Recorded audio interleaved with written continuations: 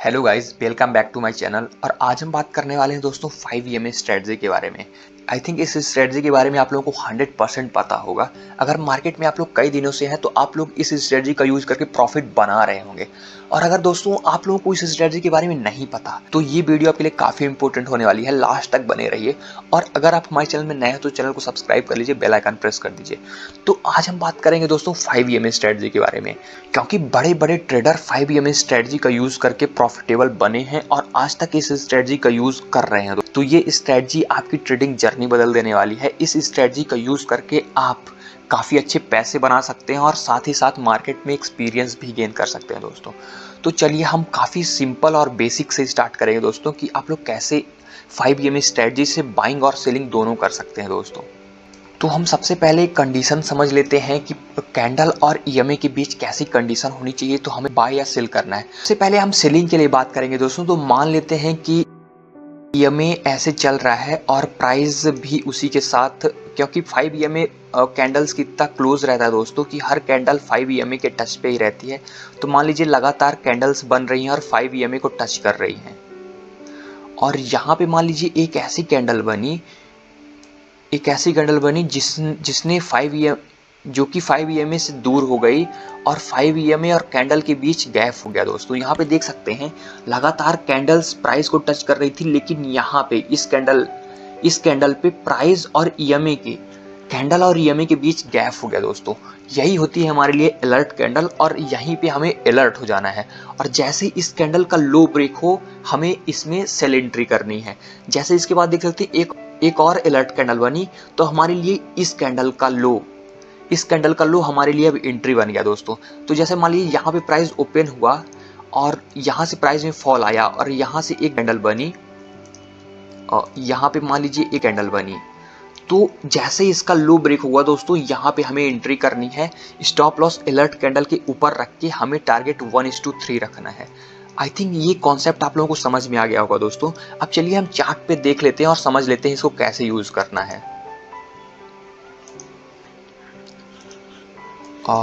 तो हम पहले तो जैसे यहाँ पे आप लोग देख सकते हैं मैंने बैंक निफ्टी खोल रखा है। तो इसको 5 मिनट टाइम फ्रेम कर देना है सेलिंग के लिए। इंडिकेटर वाले ऑप्शन पे आना है और यहाँ पे EMA मूविंग एवरेज एक्सपोनेंशियल यहाँ पे क्लिक कर देना है। तो चार्ट पे EMA आ जाएगा और आप लोगों को EMA की सेटिंग पे आना है और लेंथ 9 है तो इसको 5 कर देना है दोस्तों। यहाँ पे आप 5 कर देंगे तो यहाँ पे चार्ट पे आपके 5 EMA आ जाएगा। तो चलिए आप सेटअप ढूंढ लेते हैं कि सेलिंग के लिए हमने किस सेटअप की बात की थी। जैसे कि यहाँ पे आप लोग देख सकते हैं प्राइस ऊपर जा रहा था। यहाँ पे देख सकते हैं लगातार कैंडल्स EMA को टच कर रही थी, लेकिन इस कैंडल पे क्या हुआ, प्राइस कैंडल से दूर चला गया और नेक्स्ट कैंडल, तो ये हमारे लिए अलर्ट कैंडल होगी। अगली कैंडल की बात करें तो ये कैंडल भी EMA से दूर है, EMA और कैंडल के बीच गैप है, तो ये कैंडल भी हमारे लिए अलर्ट कैंडल हो गई। आप लोगों को आई थिंक आप लोगों को यहाँ पे ये सिचुएशन समझ में आ गई होगी दोस्तों। तो चलिए हम बैक टेस्ट करके देख लेते हैं। हम चलते हैं, मान लीजिए 1 अक्टूबर से शुरू करते हैं दोस्तों। अक्टूबर, हाँ यहाँ से स्टार्ट करते हैं फ्रेंड्स।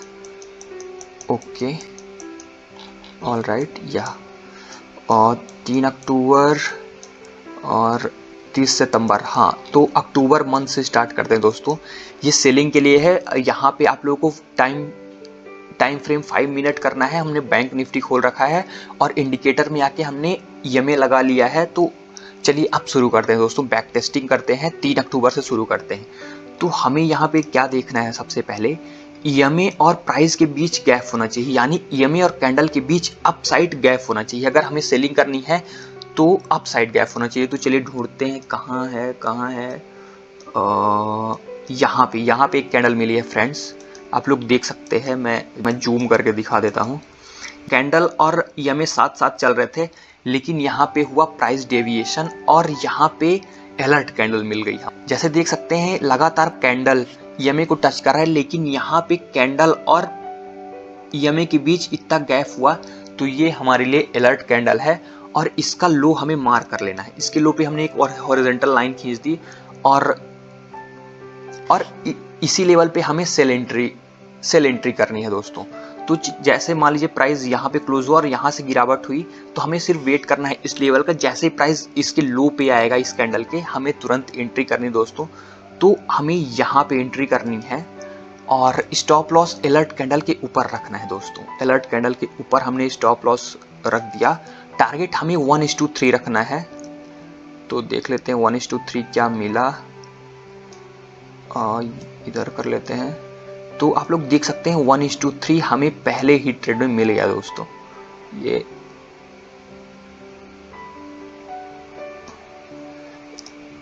स्टॉप लॉस थोड़ा सा और सही करेंगे यहाँ पे, तो 1:3 हमें मिल गया है दोस्तों। आप लोग देख सकते हैं 1:3 का ये हमारा ट्रेड है।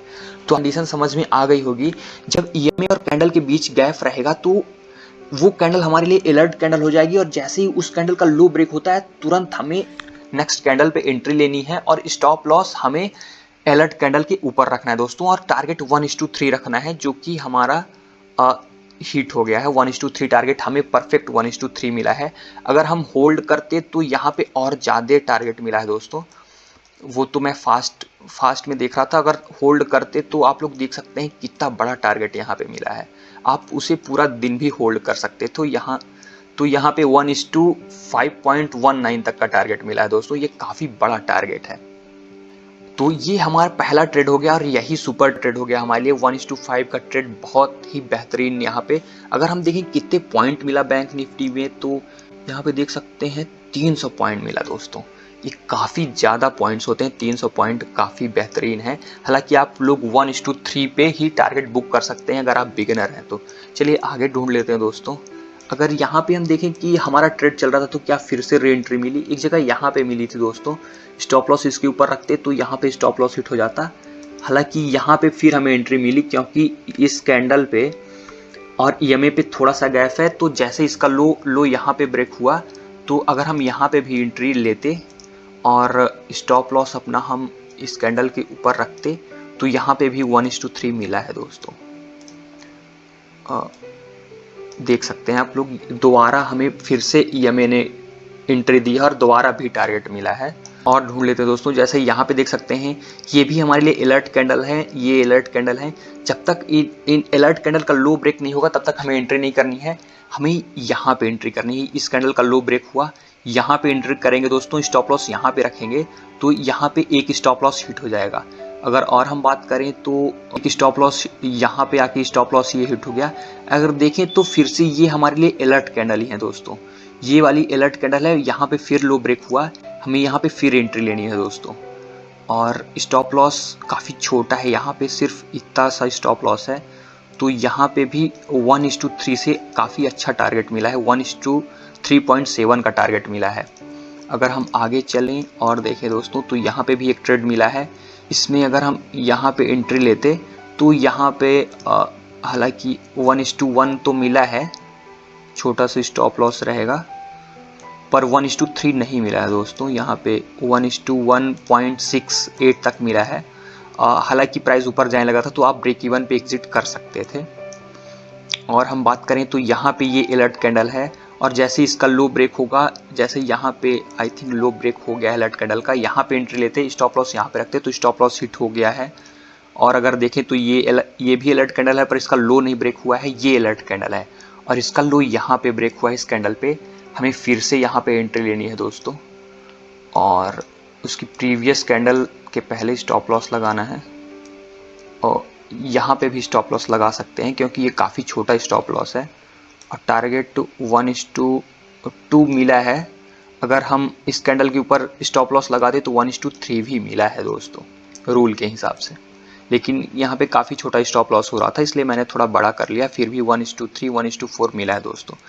सेलिंग के सिनेरियो में आप लोगों को समझ में आ गया होगा कि आप लोगों को कैसे एंट्री लेनी है, कैसे स्टॉप लॉस लगाना है और कैसे टारगेट लेना है। और आप लोगों को दिन में 3 बार ट्रेड लेना है दोस्तों। चाहे तो आप लोगों के लगातार 3 बार स्टॉप लॉस हिट हो जाए या 3 बार टारगेट मिल जाए, तो आप लोगों को एक दिन में 3 बार ट्रेड लेने हैं। अब चलिए हम बाय का सिनेरियो समझ लेते हैं और बाइंग में हमें कैसे ट्रेड करना है दोस्तों। तो उसके लिए हम आ जाते हैं। अब आई थिंक सेलिंग का आप लोगों को समझ में आ गया होगा, तो बाइंग के लिए बात कर लेते हैं। तो बाइंग में क्या होगा दोस्तों कि मान लेते हैं कि ईएमए गिर रहा है लगातार, क्योंकि बाइंग के लिए, क्योंकि ये स्ट्रेटजी अगर सेल देती है तो टॉप पे देती है, अगर बाय देती है तो एकदम बॉटम पे देती है। तो मान लीजिए प्राइस गिर रहा है, लगातार रेड कैंडल बन रही हैं, लगातार प्राइस और ईएमए टच कर रहा है एक दूसरे को, लगातार यहाँ पे रेड कैंडल्स बन रही हैं और प्राइस लगातार फॉल कर रहा है। मान लीजिए यहाँ पे एक कैंडल बनी और इसमें प्राइस और ईएमए के बीच गैप हो गया, तो ये हमारे लिए अलर्ट कैंडल हो गई।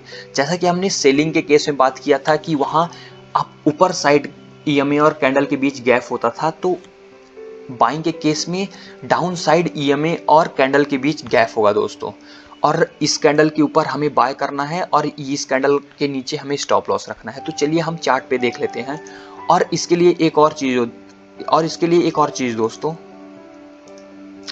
इसके लिए आपको टाइम फ्रेम 15 मिनट करना है। जैसे हमने सेलिंग के लिए टाइम फ्रेम 5 मिनट रखा था, तो बाइंग के लिए आपको टाइम फ्रेम 15 मिनट रखना है। ये काफ़ी इंपॉर्टेंट चीज़ है, आप इसे लिख लीजिए कि सेलिंग के लिए 5 minute time frame and buying के लिए 15 मिनट टाइम फ्रेम। तो चलिए हम बैक टेस्टिंग करके देख लेते हैं बाइंग के लिए भी। और चलिए यहीं से शुरू करते हैं दोस्तों, अक्टूबर, या चलिए यहाँ से स्टार्ट करते हैं। तो यहाँ पे चलिए यहाँ से स्टार्ट करते हैं। तो यहाँ पे हमें क्या देखना है, ईएमए और कैंडल के बीच गैप होना चाहिए वो डाउन साइड। हमने 15 मिनट में चेंज कर लिया टाइम फ्रेम।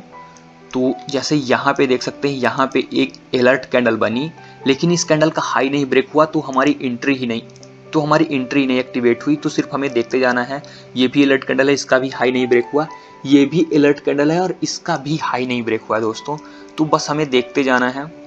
ये यहाँ पे एक ट्रेड मिला दोस्तों, ये हमारे लिए ये भी अलर्ट कैंडल थी, ये भी, लेकिन इस कैंडल का हाई ब्रेक हो गया। तो हमें यहाँ पे एंट्री करनी है। हम इस कैंडल पे एंट्री करेंगे, स्टॉप लॉस इस कैंडल के नीचे रखेंगे और टारगेट 1:3 रखना है। तो 1:3 नहीं मिला है, 1:1.1 मिला है। तो आप लोग अगर 1:1 मिल जाए तो आप लोग अपना स्टॉप लॉस ब्रेक इवन पे कर सकते हैं और देख सकते हैं कि फिर स्टॉप लॉस आप लोग ब्रेक इवन पे एग्जिट कर सकते हैं। और देख लेते हैं दोस्तों कहाँ पे ट्रेड मिला है।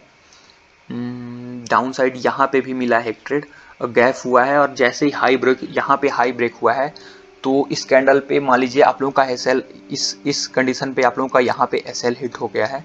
यहाँ पे हम बात करें तो ये भी अलर्ट कैंडल है, इसका हाई नहीं ब्रेक हुआ है, ये अलर्ट कैंडल है, इसका जैसे ही हाई ब्रेक हुआ हमें एंट्री करनी है इस कैंडल पे और स्टॉप लॉस इस कैंडल के नीचे रखना है। तो यहाँ पे स्टॉप लॉस अगर इस कैंडल के नीचे रखेंगे तो इतना स्टॉप लॉस और टारगेट 1:3। तो ये तो तुरंत हमें यहाँ पे 1:8 तक का टारगेट मिला दोस्तों। देख सकते हैं कि स्टॉप लॉस, इस स्ट्रेटजी में स्टॉप लॉस कितने छोटे होते हैं और टारगेट कितने बड़े मिलते हैं दोस्तों। हालांकि स्टॉप लॉस काफ़ी छोटा है, थोड़ा सा और इसे आप बढ़ा सकते हैं। हालांकि यहाँ पे भी स्टॉप लॉस हिट नहीं हुआ है, लेकिन आप लोग प्रीवियस कैंडल के विक के नीचे स्टॉप लॉस लगा सकते हैं। फिर भी आप लोगों को 1:1.5 का रिस्क रिवॉर्ड मिला है, जो कि काफ़ी बेहतरीन रिस्क रिवॉर्ड है। और देख लेते हैं दोस्तों, जैसे यहाँ पे देख सकते हैं ये अलर्ट कैंडल थी, इसका हाई ब्रेक हुआ, यहाँ पे एंट्री लेनी है। स्टॉप लॉस काफ़ी बड़ा है, अगर आप लोग काफ़ी बड़ा स्टॉप लॉस हो तो आप लोग इग्नोर कर सकते हैं। जैसे ये भी अलर्ट कैंडल थी, ये भी अलर्ट कैंडल, ये अलर्ट कैंडल हुई हमारे लिए और इसका हाई नहीं ब्रेक हुआ, इसका भी हाई नहीं ब्रेक हुआ, इसका हाई ब्रेक हुआ, तो हमें यहाँ पे एंट्री लेनी है। और इसमें स्टॉप लॉस भी काफ़ी छोटा है, आप लोग देख सकते हैं। इस कैंडल पे स्टॉप लॉस रख के आप लोग देख सकते हैं आप लोग कितना बेहतरीन टारगेट मिला दोस्तों, 1:10 तक का टारगेट मिला है। तो ऐसी स्ट्रेटजी कहाँ मिलेगी दोस्तों जिसमें आपका रिस्क इतना और रिवॉर्ड इतना बड़ा हो दोस्तों। आई थिंक आप लोगों को समझ में आ रही होगी दोस्तों कि ये स्ट्रेटजी क्यों इतनी इंपॉर्टेंट है। अगर हम बात करें तो यहाँ पे आप लोग देख सकते हैं कितने पॉइंट था बैंक निफ्टी में, 600 पॉइंट दोस्तों। 1.5% बैंक निफ्टी को 600 पॉइंट ले पाना कितनी बड़ी बात है दोस्तों, 1.5% बैंक निफ्टी का।